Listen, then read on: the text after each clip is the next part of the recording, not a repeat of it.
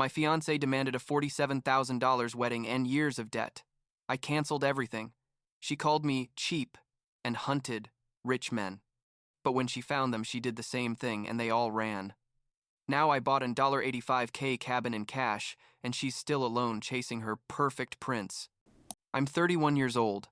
I work as a network technician, and I need to tell this story because it basically validated every decision I made like 3 years ago when I ended my engagement. The truth is, I grew up without much money.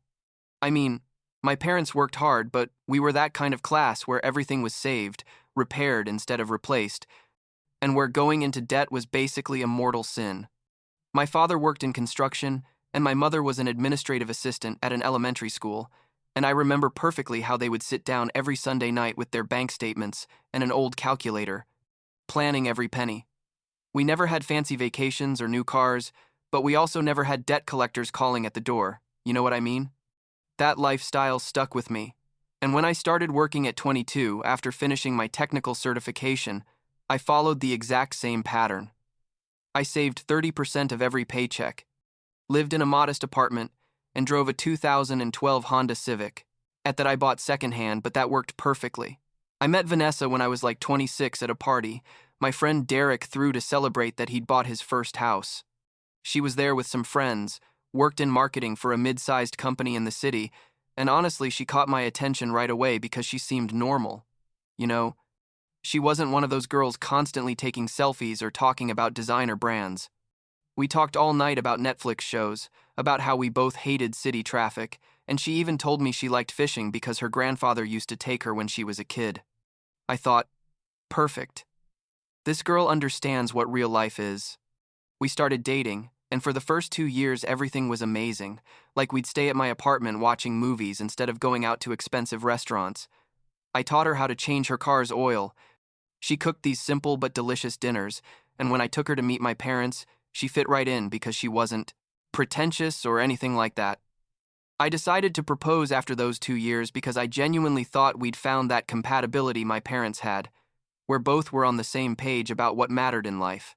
I saved for like 6 months for the ring, did a bunch of research, and ended up buying a custom ring with a blue sapphire, her favorite stone according to what she'd told me once, surrounded by small diamonds.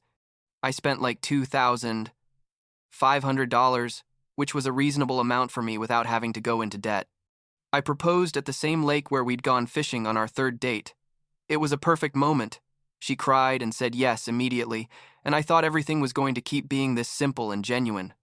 But looking back now, I think I should have seen the signs when we went to celebrate with her family that same night, because even though she was smiling and showing off the ring, I noticed that when her mother asked for details and saw the sapphire instead of a traditional diamond, Vanessa kind of shrank a little and said something like, "It's unique and special," but not with that tone of genuine excitement, but more with that tone you use when you're trying to convince yourself of something.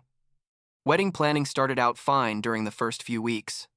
We talked about a small, intimate wedding, like 50 people maximum at the local community center that cost like $500 to rent, buffet-style food from a family restaurant we knew, and a DJ who was my cousin's friend and would give us a good price.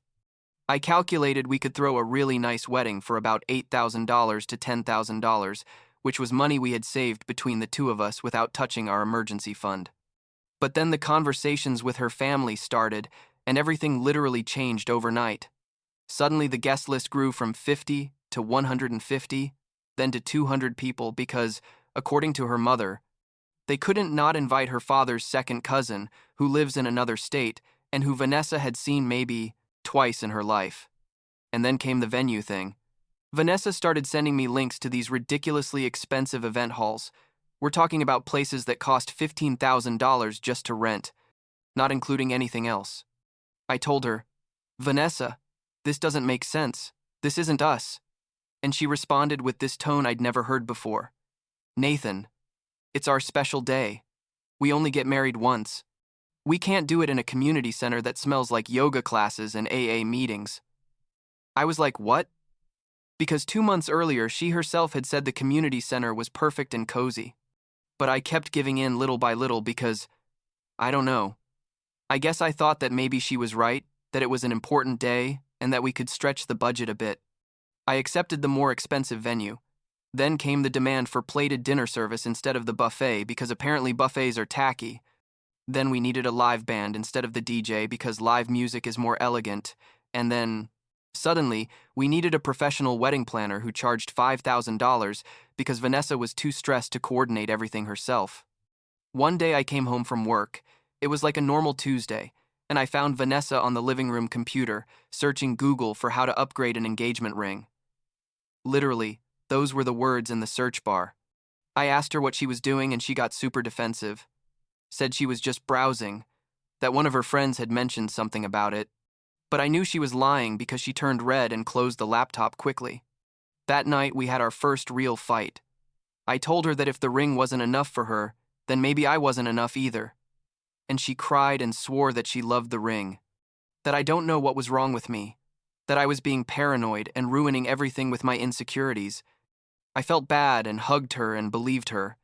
But that doubt was already there in my head, you know? Things kept escalating. The bridesmaid dresses Vanessa chose cost $400 each. They were Vera Wang or something like that, and when one of her friends asked if they could look for something more affordable, Vanessa basically made her feel terrible, saying that if she really appreciated her, she'd make the sacrifice. Then came the bachelorette party issue. Vanessa wanted to go to Miami for 4 days, stay at a hotel in South Beach, go out to clubs, the whole thing, and she expected me to pay for most of it because, according to her, that's how things worked traditionally. I told her that was going to cost easily $3,000 or more, and that it was crazy. And she told me I was being cheap and selfish, that all her friends had had amazing bachelorette parties and that she wasn't going to be less than them. The last straw was when Vanessa sat down with me one night with an Excel spreadsheet she'd made with all the wedding costs. The total was $47,000. $47,000. I told her, Vanessa, this is almost my entire annual salary before taxes. There's no way we can pay for this. And she responded with the most absurd solution I've ever heard in my life.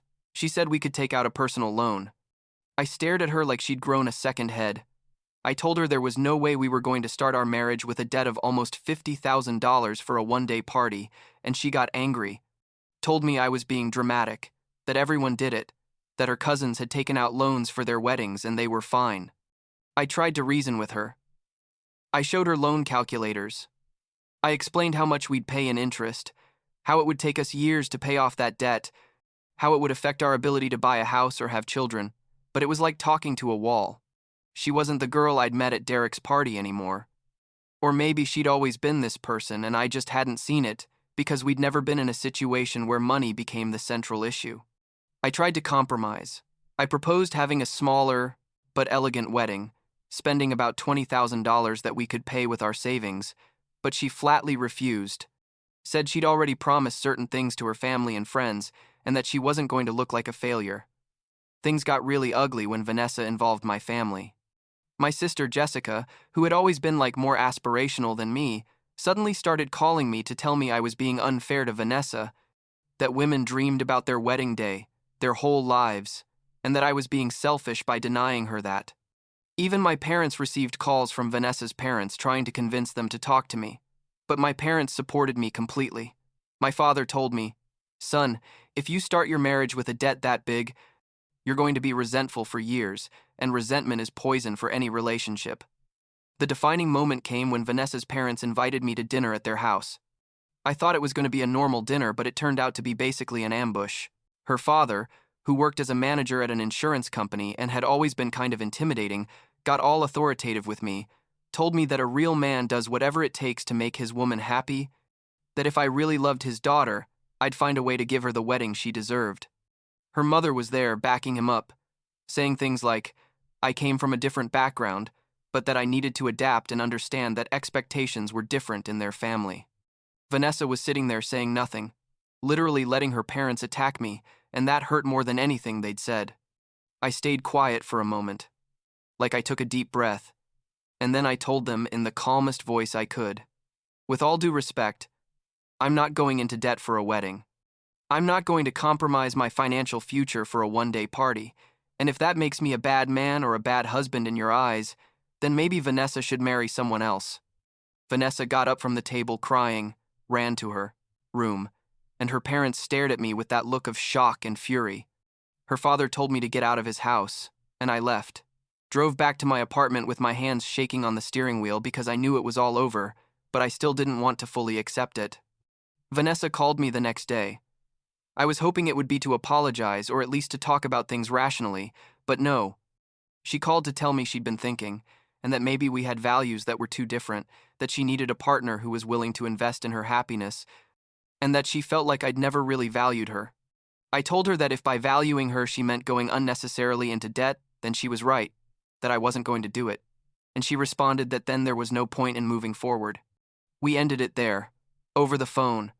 After almost 3 years together and 6 months of being engaged, I felt devastated, but also relieved, like I'd taken a huge weight off my shoulders. What's interesting is what happened after. Vanessa started telling everyone that I'd been a cheap and selfish boyfriend, that I'd never really wanted to give her a nice wedding, that I'd been controlling with money. Some of our mutual friends stopped talking to me. Even my sister Jessica was distant with me for a while. But most of the people who really knew me knew the truth, knew that I wasn't cheap but responsible, that I wasn't controlling but realistic. I returned the ring and got like $1,800 back because obviously the places where you buy these things are thieves. But well, it was money back in my pocket. Like 2 months after our breakup, Rebecca, one of Vanessa's best friends who was supposedly going to be a bridesmaid, contacted me to tell me Vanessa was already dating someone new. A lawyer named Christopher who worked at a big firm in the city. The guy easily made 6 figures and drove a latest model BMW. Rebecca told me kind of with compassion. I think she thought it was going to destroy me to know that Vanessa had moved on so quickly, but honestly I just shrugged. If she needed someone with more money to be happy, then clearly we were never going to work out anyway. What happened next was, I'm not going to lie, extremely satisfying. Like 6 months later, Rebecca contacted me again, this time to tell me that Christopher had broken up with Vanessa. Apparently things had gone well at first. He took her to expensive restaurants, bought her gifts, the whole thing. But when they started talking about getting married, and yes, after only 6 months, which is ridiculous, but whatever, Vanessa did exactly the same thing as with me. She started planning a super extravagant wedding, showed him venues that cost a fortune, talked about designer dresses that cost $10,000, and even though Christopher had the money, apparently he wasn't stupid, and realized that Vanessa was more in love with the idea of a perfect wedding than with him as a person. He left her. And according to Rebecca, Vanessa was devastated because she genuinely thought she'd found the perfect guy who could give her everything she wanted. Rebecca told me that after that Vanessa tried dating other guys but kept having the same pattern. She'd meet someone. Things would start, well, but the moment there was talk of future or commitment, she'd immediately start with her impossible demands and expectations. The guys would get scared and run away. Even my sister Jessica eventually admitted that maybe she'd judged the situation wrong. She called me one day to apologize and tell me she'd seen how Vanessa had treated other guys after me, and that now she understood why I'd made the decision I made. I meanwhile continued with my normal life.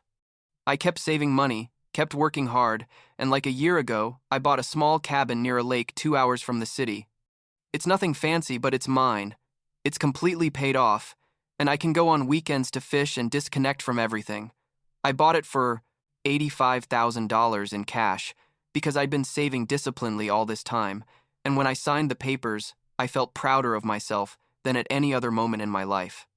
I thought about how, if I'd married Vanessa and taken out that $47,000 loan for the wedding, I'd probably still be paying off that debt now, instead of having this property that's going to keep increasing in value over time. Like 3 months ago, I ran into Vanessa at a supermarket. It was super awkward. We were in the dairy aisle and basically couldn't avoid each other. We said hello, exchanged superficial pleasantries, and I noticed she looked tired, like, not physically but emotionally exhausted. She asked me how I was, and I briefly told her about the cabin, and I saw something in her face, like a flash of regret, or maybe understanding that the priorities she'd had hadn't taken her where she thought. She didn't say anything, but she didn't need to. We both already knew. We said goodbye, and went on with our lives. The truth is, I don't hate her or anything like that. I think Vanessa is a product of a culture that taught her that your value as a woman is tied to how impressive your engagement ring is or how expensive your wedding is, and her parents definitely fed that mentality. But I also think she had opportunities to see things differently, to value what really matters in a relationship, and she chose not to. Sometimes I wonder if things would have been different if I'd given in, if we'd taken out that loan and had the wedding she wanted, but honestly, I think the answer is no. I think we would have eventually had conflicts about money anyway because fundamentally, we saw the world in completely opposite ways. Now I'm 31. I still work in the same field. I still live in my modest apartment during the week and go to my cabin on weekends. I've dated a couple of girls since Vanessa, but nothing serious yet, and that's okay. I'm not in a hurry. My parents are proud of me, my friends respect me, and I sleep well at night, knowing I don't have unnecessary debts hanging over my head. The other day, my father told me something that stuck with me. He told me that making difficult decisions that go against what society expects of you is what builds character, and that he was proud that I'd learned well the lessons he and my mother tried to teach me about the value of money and the importance of living within your means. I don't know what Vanessa's doing now exactly. From what I heard around, she's still single and still looking for that perfect guy who meets all her expectations. Part of me hopes she eventually finds what she's looking for, but another part of me thinks maybe she'll never find it because she's looking for the wrong things. At the end of the day, I learned that you can't build a life with someone if you don't agree on the basics. And for me, the basics have always been living responsibly, not going into debt for superficial things, and valuing experiences and relationships above appearances. If that makes me boring or cheap in some people's eyes, then so be it. I'd rather be that than be trapped in a cycle of debt and regret just to impress people who probably don't even matter to me.